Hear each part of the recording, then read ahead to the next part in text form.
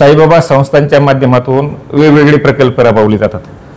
त्यामध्ये प्रामुख्याने नवीन दर्शन लाईन आहे, प्रसादालय आहे, साईबाबा हॉस्पिटल आहे, साईनाथ हॉस्पिटल आहे, आमचे भक्त निवास आहेत, त्याचप्रमाणे मंदिर परिसर आहे। या सर्व परिसरासाठी वर्षभरामध्ये जवळपास 20 कोटी रुपयाचं बिल आम्हाला येतं।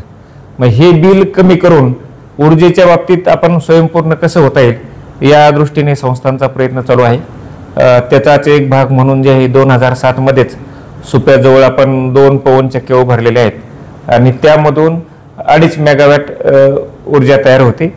मागच्या जानेवारीपासून जी आहे ती पवनचक्कीपासून जी ऊर्जा आपल्याला मिळते त्यामध्ये जवळपास 1,74,00,000 रुपयाची विजेची बचत झालेली आमची पवनचक्क्यापासून।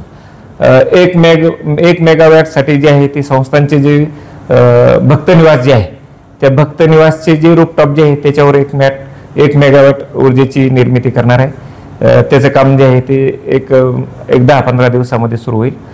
अजून 2 मेगावॅट एनर्जी जी आहे संस्थांचे जे वेगवेगळे प्रकल्प जे आहेत त्याच्या रूफटॉपवर तयार करण्याचं नियोजन आहे।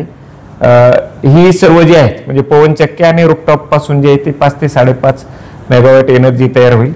राहिलेली एक 2.5 ते 3 मेगावॅट एनर्जी आम्हाला लागते, तर ती संस्थांची जी जमीन जी आहे या जमिनीवर सोलर प्रोजेक्ट जे उभारून पूर्ण केली जाईल। म्हणजे आमची जी 8 मेगावॅट एनर्जी जी आहे ती अशा वेगवेगळ्या प्रकल्पामधून तयार केली जाईल आणि लवकरच जे आहे संस्थान जे आहे ते ऊर्जेच्या बाबतीत जे आहे ते स्वयंपूर्ण होईल या दृष्टीने संस्थांची वाटचाल चालू आहे।